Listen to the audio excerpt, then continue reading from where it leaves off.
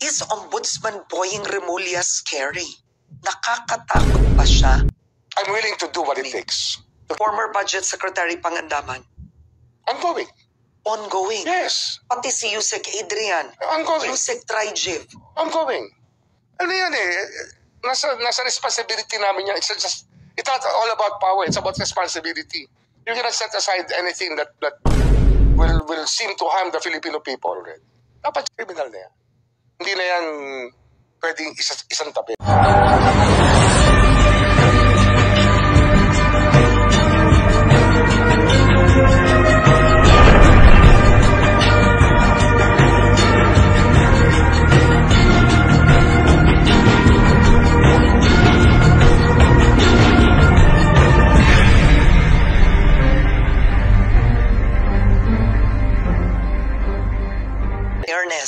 Kasama natin ngayon, Ombudsman Boying Remulla. Ombudsman, hello. Hello. Gandang araw sa iyo, Karen. You've been an ombudsman for 2 months now. 2 buwan ka ng Almost 2 months. Almost 2 months. Kamusta ang trabaho, sir? Nasa kami naman, we go to work every day. And we try to get something done every day. Do you find your job to be difficult? Hindi naman. It's a matter of making decisions and directing people to do the right thing. If I'm given choices, then I have to make the difficult decision in my life. I've been a leader for a big deal of my life, a big part of my life. I'm used to it. Tapos na ang buhay ng ICI in 1 to 2 months. Is that correct? It's possible. It's possible. Okay. Siyempre, we're facing into the job. We're getting acclimatized to what we have here. We're hiring more people. And I think by that time, we will be able to handle everything already. Nirekomenda ng ICI that the Office of the Ombudsman should file cases against Senator Bong Revilla and 10 others. Unang-una, gagawin niyo po ba yun? Ginagawa na namin. We're doing it. Marami kaming under investigation, pero marami kaming under preliminary investigation na rin. Yung ibig sabihin nun, in-inform na sila na meron silang reklamo at sumagot na sila. At mula doon, titingnan natin kung maggagawa kami ng information na ipa-file namin sa Sandigan Bayan or sa RTC, depending on the cases. Okay. Now, what would the case be against Bong Revilla if we think about it? Pangalawa na niya to. Most of it will be, I think malversation will be the predicate crime, possible plunder. Pero yan, it's something that is ongoing right now. I don't know kung nasaan stage na yung preliminary investigation. Is there enough evidence against Senator Bong Revilla this time? I would say so. Okay, but is that based only on the testimony of former Undersecretary Bernardo? Meron pa kaming ibang tinitingnan. Our people are actively reinforcing our legal theories. But I cannot tell you everything. It's not our job to tell you everything within our power. Kasi nga, we're fighting lawyers also. May mga abogado rin sila. So we do not want to telegraph punches. When you were being chosen as ombudsman, there were fears that, number one, walang ombudsman na ever politiko, walang ombudsman rin noon na cabinet secretary, ikaw ang bukod-tanging kakaiba. So with the case of Senator Bong Revilla, you are both from Cavite, pareho kayong naging politiko doon, ang pamilya ninyo. Doesn't this influence in any way, whether honestly, positively or negatively, to your family's political interests? Neutral. Family's political interest, it can suffer a bit. Hindi natin alam ang extent ng it will damage us or not. But nagka-suffer yung relationships. Kasi nga, our children know each other. They work with each other. Kaya, medyo mahirap din kung titingnan. Kaya lang, hindi ko naman pinili na gawin na itong bagay na to. Ito yung trabaho ko. So, it's something that's part of the job and I have to do it. Paano po yun pag gano'n, no? Kasi magkakilala kayo ni Senator Bong from Cavite pa. Do you take calls? How do you do it now? Sa totoo lang, walang tumatawag sa akin. Wala. Wala. And would you take calls? Hindi na rin siguro. I've tried avoiding that also with Martin Romualdez. Na wag na kami mag-usap. Kayo ni Martin Romualdez, you belong in the same fraternity. Yes. And he joined when I was the leader of the fraternity. That's very significant in our tradition. But this is life. It's real life and it's for the country. Ano yan eh? Nasa hierarchy of values namin yan. Bansa muna. Country first. You mentioned former Speaker Martin Romualdez as having accountability Of course. and responsibility for actually keeping Zaldico as the Finance Appropriations Committee Chair. For choosing him, number For one. choosing him. Yes. Tapos tatlong Keeping him. Keeping him. Oh. Oo. Pero bilang Sabi ko nga, at the very least, gross inexcusable negligence. At the very least, ang kanyang responsibility. He was negligent in not controlling Saldico's actions. I think that's very apparent. or yung sinabi ni Ronnie Puno na hindi siya umuupo doon sa BICAM small committee, kasalanan ba yun ng speaker? Hindi negligence yun, di ba? Kaya any which way, ano yan, iba-ibang klaseng responsibility yan. But negligence, but gross inexcusable negligence is criminal in nature already. Criminal na yan. Hindi na yan pwedeng isang tabi. Kasi nga, yung gross inexcusable negligence is something that's also criminal already in nature. Pero ano yan, that's all this alternative.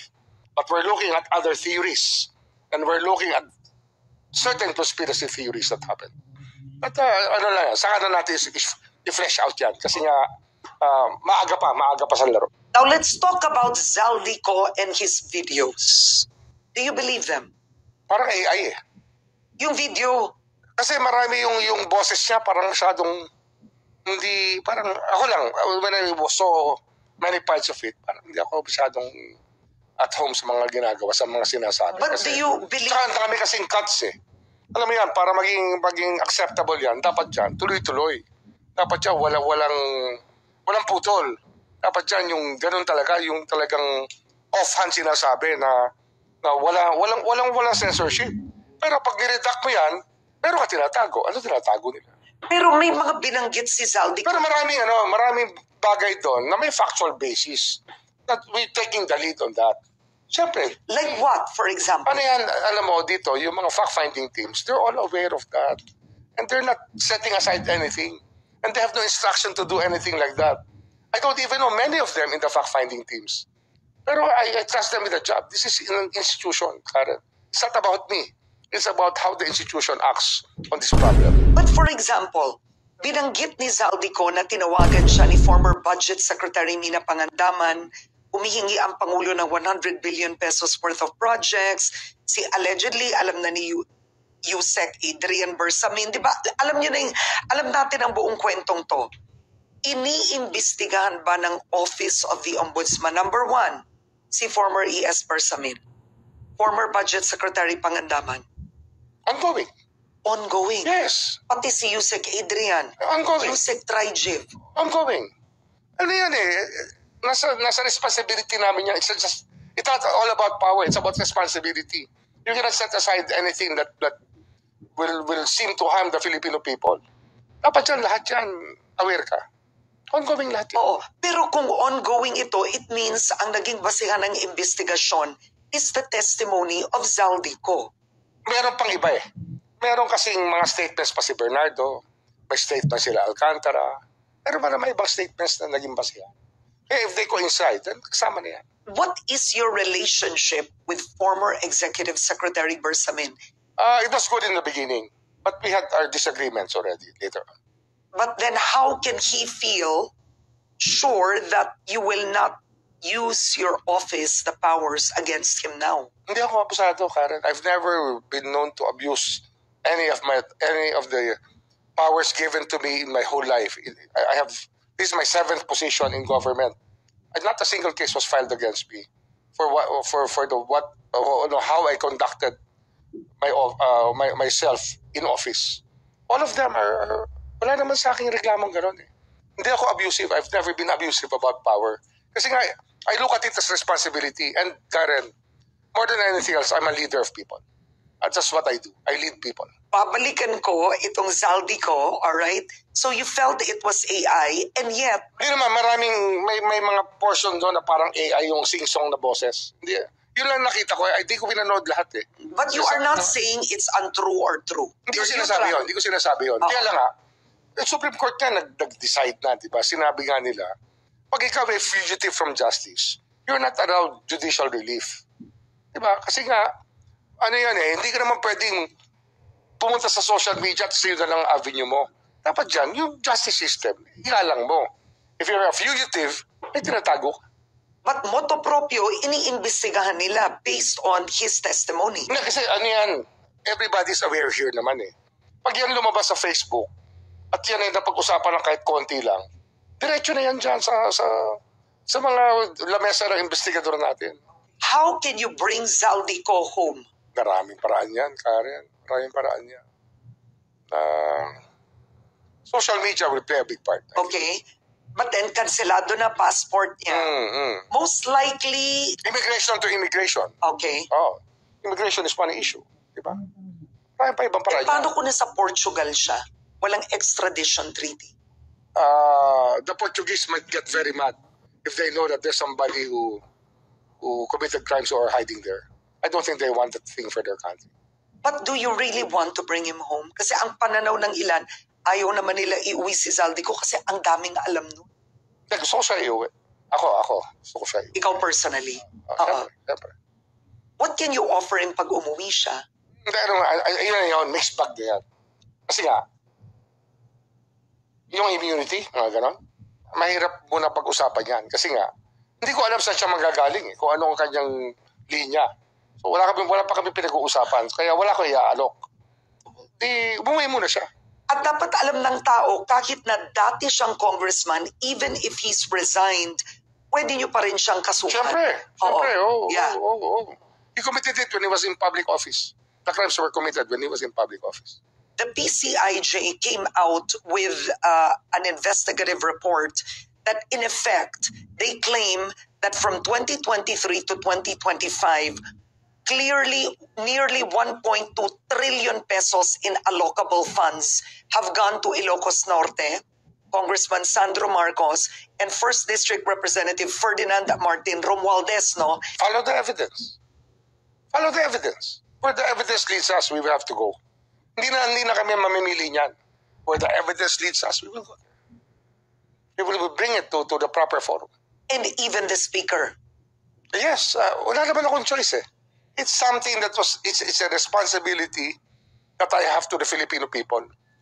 And ano pa bang gusto ko mangyari sa buhay ko kung gano'n, di ba? I mean, apektado na nga ang pamilya ko, apektado mga anak ko. Pero they know that it's a job that I have to do. I chose to be to be the ombudsman. I applied for it. I had to go through a lot of things to become the ombudsman. And we will do what it takes. Pero paano po ang Pilipino may utang na loob? Kultura po natin yan. Kapag ang sarili ng anak ng Pangulo or talking about the President's son, are you saying that you can honestly just not look at it from a personal point of view? Kaya ko. Kaya mo. Kaya ko. Bakit? Saan nanggaling ito? Ganun talaga ang ano eh. I've been a leader all my life and I have to make hard decisions. That's part of leadership eh. Huwag mong tatanggapin yung responsibility kung di mo kayang gumawa ng decision na mahirap. I think that's basic to everybody. Anybody who applies for this office, dapat kaya nila yan. Will you be using the PCIJ report? Gagamitin din namin yan. Alam mo naman, siyempre, sa umpisa yan, parang hearsay yan sa umpisa. Pero, pag binigyan kami ng supporting document, then we will validate the document. It becomes lead. Then we start investigating. Siyempre, titignan muna namin yung field of vision na dapat namin malaman. Kasi si Zaldico, nagbanggit rin siya ng bahay sa Forbes Park na allegedly inutusan, pinili ng dating speaker at dun daw ang tambakan ng pera. That address exists. Are they investigating that too? Hindi ko pa. Siguro. Kasi sila may hawak. Kasi I didn't watch the whole Zaldico thing. Kasi nung nakita ko na ayaw niya na umuwi, tapos ganito, sabi ko, why should I give credence to this? Diba? or why should I take it seriously? As a lead, pwede. Pero syempre, our investigators are on it. Wala nang bababaya rito. We're not about to give up on anything. Basta titingnan natin how credible things can be. Sinabi rin po sa akin ni Speaker Martin Romualdez na si PBBM ang nag-utos sa kanya na bilhin ang bahay sa number 30 Tamarind Street para gamitin bilang bagsakan at imbakan ng pera mula sa mga SOP, collection at deliveries na para sa Pangulo. So the ICI also suggested 10 others. A lot of them are not known personalities anymore, but the ICI also recommended that you do case build-ups on former Senate President Francis Escudero, Mark Villar, Nancy Binay, and Senator Grace Poe. Pag-usapan natin si former Senate President Francis Escudero. May sapat bang ebidensya? We're doing the case build-up now. We're doing preliminary work. Lahat ng kailangan gawin, ginagawa. So, I'd rather stop there about this case. Pero may higit pa bang impormasyon maliban doon sa sinabi ni Bernardo na humihingi si Maynard Ngu, na kaibigan niya? Every day may pumapasok sa amin na information.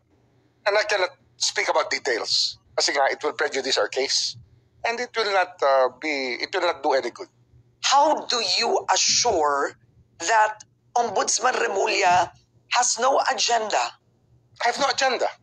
I'll be 71 by the time I finish this term.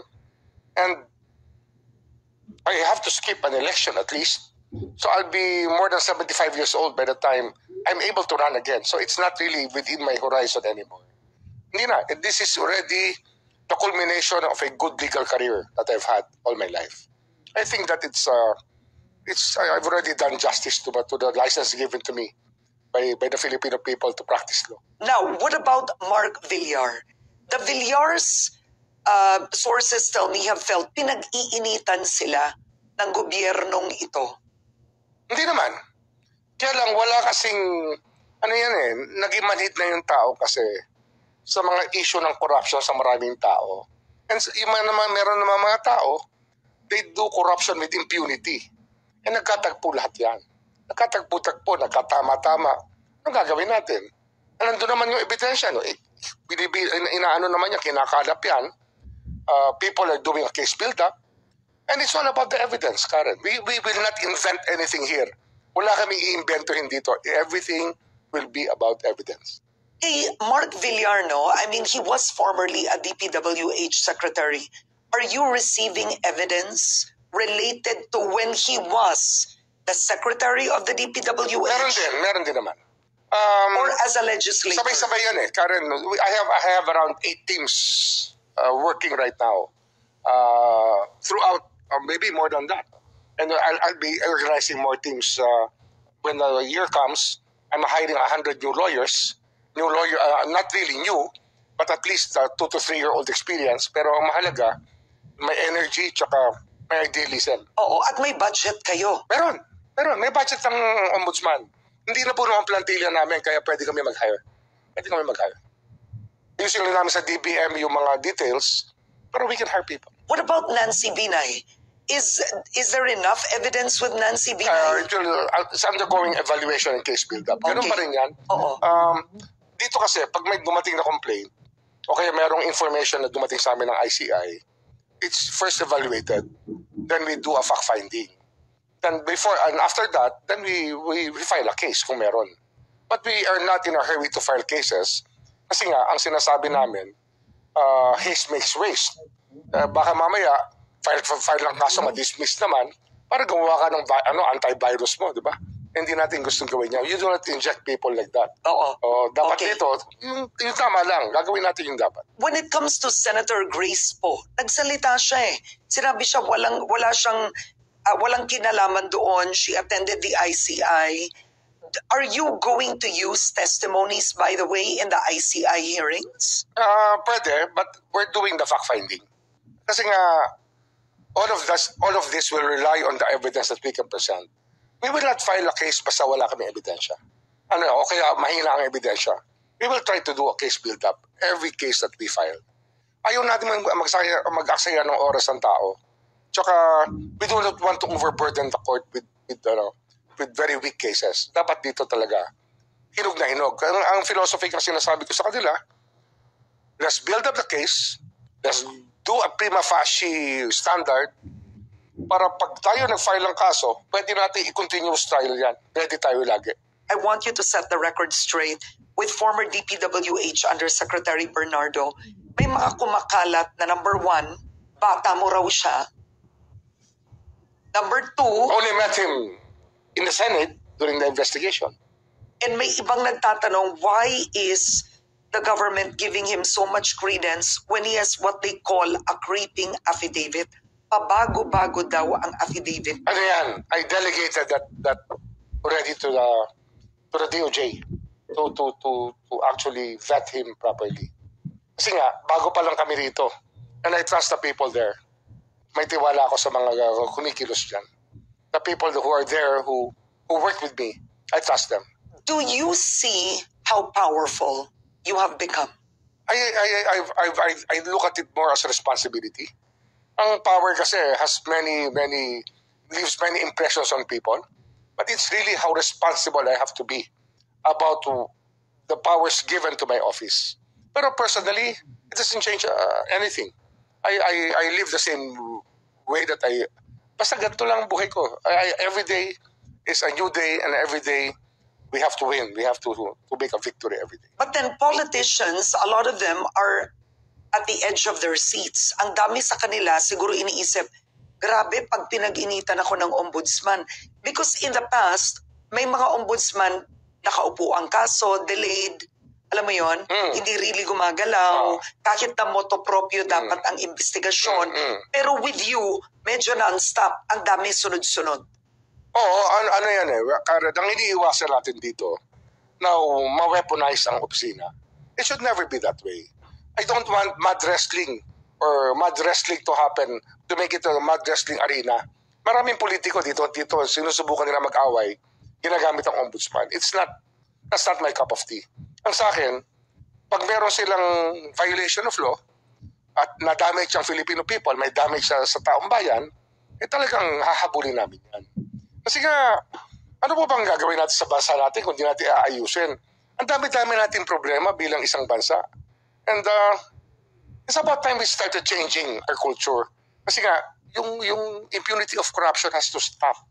At the only way to stop it para magkaroon ng deterrent is to have people punished for it. But how do you not weaponize your position and the law? There's just so much power in this office right now. You can actually choose sinong kakasuhan, sino ang hindi kasuhan. You can choose to turn a blind eye also.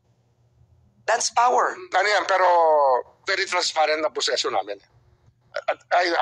I'm talking to everybody and I'm not evading any question. I think that's the best way to measure what we're doing with the power. We're not avoiding any question. You can ask us anything. We will answer it to the best of our knowledge and when it allows our disclosure of many things. Magpapasko na, wala pang nakukulong. Nakikita nyo yun, di ba? Relax lang kayo. Meron ka bang i-aanunsyo? Meron, hindi na natin i-aanunsyo, magyayari na lang yan. Makikita nyo na lang. Kasi nga, mahirap na magsalita. Basta hintayin nyo lang, lalabas yan. Darating yan. Posible ba? Malalaman nyo kung may warrant of arrest sa mga tao. You will find out. So a warrant of arrest has been issued against Zaldico. Are you saying a warrant of arrest can be issued against senators this Christmas? Posible. Posible. O baka next week. Sino po, Senator Bong Revilla? Yun ang low-hanging fruit. Tsaka matagal na yan na lumabas at matagal na iniimbestigahan yan. Senator Cheese Escudero, sir. Case build up pa yan. Case build up pa yun. Ano yan eh? You have to go with the evidence. Ganun mo yun. We have to be patient. It's all a process. And due process is so important. Bakit puro senador ang nababanggit? Bakit walang kongresista? Yung congressman, meron rin kaming team na humahawak yan. We're investigating the contractors. Siyempre, dyan ka magsisimula. Tsaka di naman lahat ng batas na ipa-file mo 3019 eh. Meron kang batas na ipa-file dyan, civil forfeiture. ano yan yun ang mga mabibigat at mababagsik na batas na ginawa ng Kongreso para mahuli tayo ng mga taong tiwali. Nakita ko naman sa social media, the supporters of Vice President Sara Duterte, merong clip doon, tinanong ka daw about Martin Sal and tapos sinagot mo ang investigasyon laban kay Sara. Let's talk about... Ano yun? That is not true. That's not true. I never said that. Oo. Never. So hindi totoo yun. AI lang siguro yun. Baka ginawa lang nila yun. But let's talk about the Duterte camp. Pwede nila isipin, pinag-iinitan kami dahil ang ombudsman in-appoint ng Pangulo or hindi pinapansin naman ng Duterte camp. Senator Bongo, in the Senate hearing, na-mention the company's ties with him, Yes, right? And then yes. the Diskaya ties. Yes. Is the ombudsman also doing anything Under about investigation. that? We're doing a case build-up.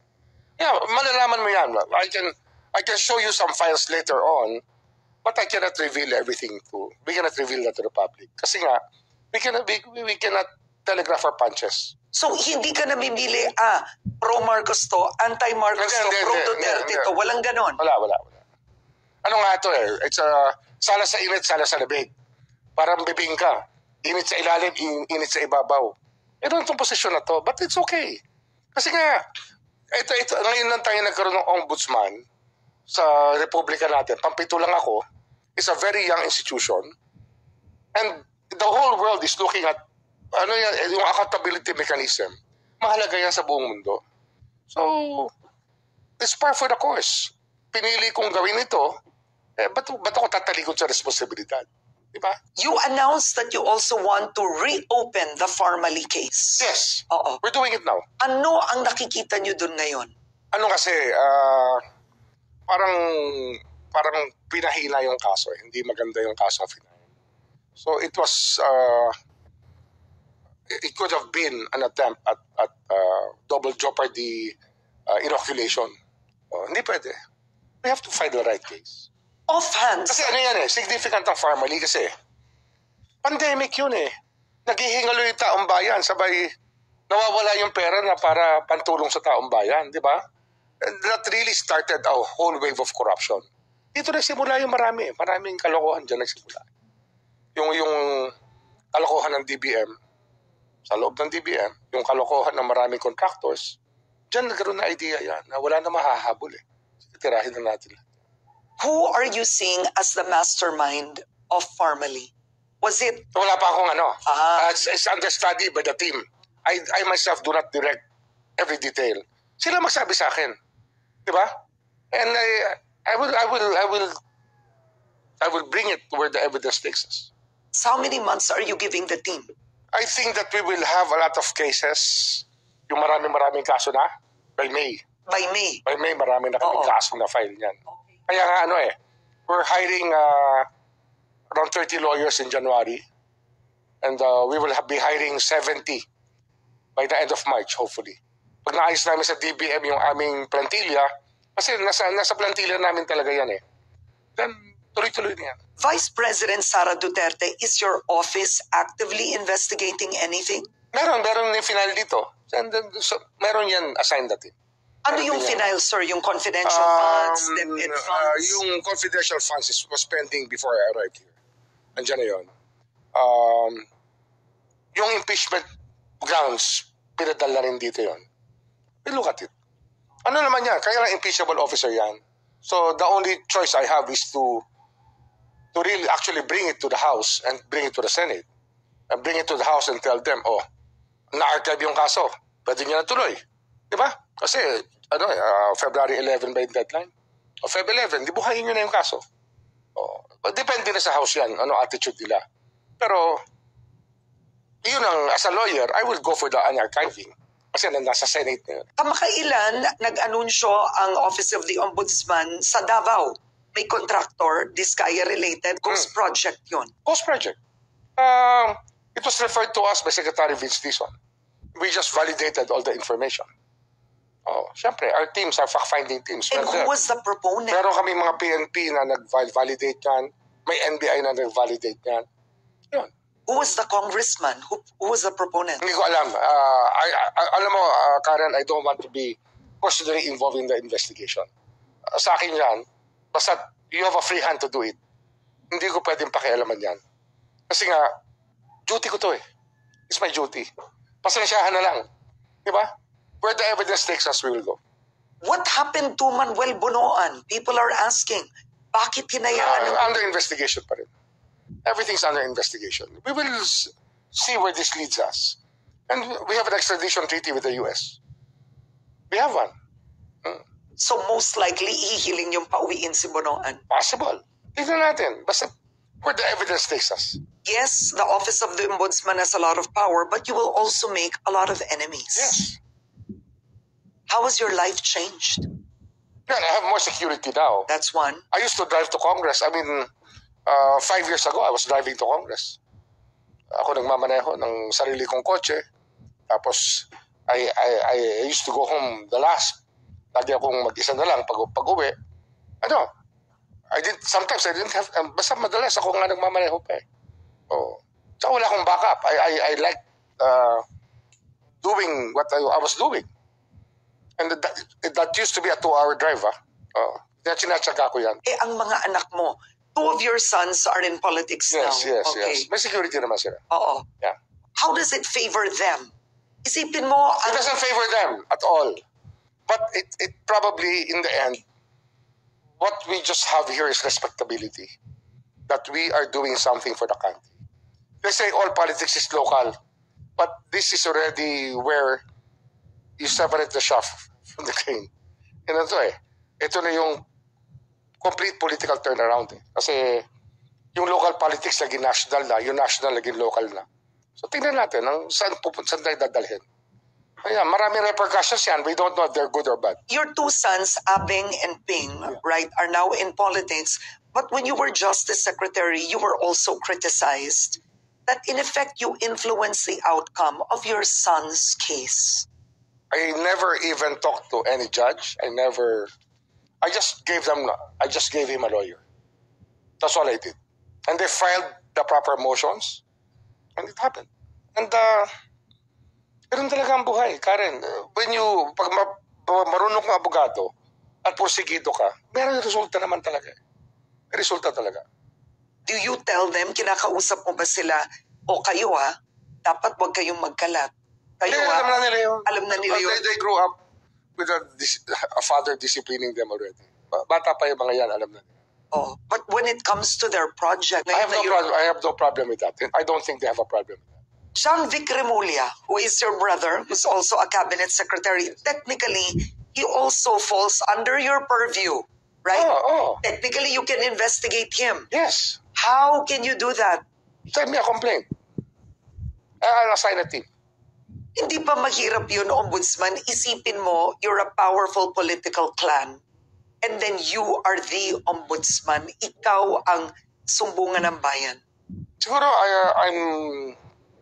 kasi I have the heart for this job. I think that not many people have the heart for this job. Kaya ko to. I can manage it. At sinasabi ko lagi, for the country, we'll do it. But I'm sure you've read some feedback that also say you can be more powerful than the president. That's scary, but I do not think that way. Ako, it's just a job, and I do it every day. That's what I do. Yun lang, araw-araw, pumapasok kami, nandito kami araw-araw. Tapos pinag-uusapan namin yung latag ng bawat kaso. Kung ano ang dapat, anong kulang, ano ang dapat dagdagan, ano dapat ang hanapin pa, para matibay ang kaso. Ano naman yan eh, kalahati lang naman kami. Ang kalahati niya nasa korte. Remember, we're only half of the process. The other half is on the judiciary, on how they will rule on everything. May laging kasabihan dyan, kung gusto, may paraan. Kung ayaw, may dahilan. And that really holds true for both offices, for us and for them. Kaya ang judiciary, dapat binabantayan din natin. How do you start your day? Do you pray? What do you do? I pray. In the morning? I work out. Okay. I work out. I have my coffee, then I work out. I work out every day. Kasi I have to remind myself that I have to stay healthy. And I have to do this for the next 7 years. Work out every day. Sweat every day. Kailangan yan. Kailangan magpawis. Kailangan na hard work kasi. Now, Ombudsman, you had a heart bypass, diba? 5 Diba? 5 vessels. 5 vessels. And at one point, you were diagnosed with leukemia. Yes. Are you now cancer-free? Yes. Okay. Yes. I've been cancer-free for a year and a half, I think, or more than a year and a half. Mga 1 year, 8 months na. Wala nang trace. Kaya lang, I had a very weak immune system in the beginning. And I had to build it up. And until now, it's not fully built up. And I am at 80% right now. And I have to have my tests at least twice a year. This is like your second life. My nth life. Sabi nga ng iba, Boeing 3.0 na yan, o Boeing 2.0. And I don't know anong number na, pero it's good to be alive, and it's good to be doing something for the country. Has that humbled you? Of course. Your mortality? Yes, of course. It humbles you. And the position, the power given to you humbles you. I think that's the most important thing. You have been labeled as dangerous if you were to be ombudsman. Senator Amy Marcos was one of those who spoke against you. And ang irony dito, kinasuhan ka niya. Kinasuhan ka niya because of the transfer of former President Duterte to the ICC. Kinasuhan ka niya pati ang NBI director si Santiago. That case was dismissed. Pero may motion for reconsideration within the office of the ombudsman. There's a prejudicial question in the Supreme Court. Oh, paano yun? Yes, nasa Supreme Court yan. Okay. The Supreme Court will be the one to tell us kung mali kami o hindi. So kumbaga, hindi mo napapakialaman yun kasi ang tanong ng ilan, paano magkaka-MRA siya na ang ombudsman? Kaya nga, nasa Supreme Court na yan. And what happens if the Supreme Court doesn't decide on your favor? That's speculative. Oo. I will leave it to the future. But you see how unusual. Oh yes. Yes. But ano yan eh. Yung nga yung prejudicial question na mabigat di ba? That case was filed 9 months ago? 9 months ago or 8 months ago. And wala pa rin action ng Supreme Court. But so far, we've been normal about life. Wala namang I don't think that there's anything adverse to rule on. Now, when you... Sa legal basis yan, Karen. Tandaan natin, Republic Act 9851 contains provisions that actually change our legal system. Now, do you also feel pressure? Yes, you are 7 years in this office, but you are an impeachable officer. Oh yes, diba? yes. So 2 taon na lang ang gobyernong ito. Kung sino man ang mananalo, do you feel the pressure of having to play that politics na, ay, kung nanalo ang mga Duterte, paano yan? I don't feel that pressure. You don't feel that? No. Bakit? Well, I took this job because I really want to do something for the country. And I will live and die with that. 2 months ka pa lang. By 2026, what is the dream accomplishment of the Office of the Ombudsman? Some convictions in 2026. Conviction? Yes. At least on Ligan Bayan level. And I would say that dapat wala nang bailable. Basta na-convict, wala nang bailable. Kahit na sabihin natin hindi life imprisonment ang sentensya. Pag na-convict ka sa graft, dapat kulong muna. After President Marcos Jr.'s term, you can investigate him for what he's done as president. That's covered by the office. Where the evidence takes us. Anong gagawa ko eh? Yan ang evidence eh. Wala namang sikreto sa ebidensya eh. Pag may ebidensya, parang mas matindi ba to kesa sa kung justice ang trabaho? Because you told me you never dreamt of becoming a Supreme Court justice. Never. Is this harder? I think so. Exactly. More Why? difficult, yeah. Why? Kasi ang justice may refuge sila eh. And tsaka collegial ang court eh. Eh dito hindi. You're on top of the heap and you have to do your job. That's it. Nobody else but yourself. It's a very lonely job if you think about it. Is Ombudsman Boying Remulla scary? Nakakatakot ba siya? I'm willing to do what it takes to get things done. Ayaw mo ba tumakbong presidente? Tinanggap ko na itong trabahong to, knowing fully well that I cannot anymore run. What if Secretary John Vic Remulla ends up running for president? Will you resign? No. Why? Why should I? You really want to finish this through? This is a dream job.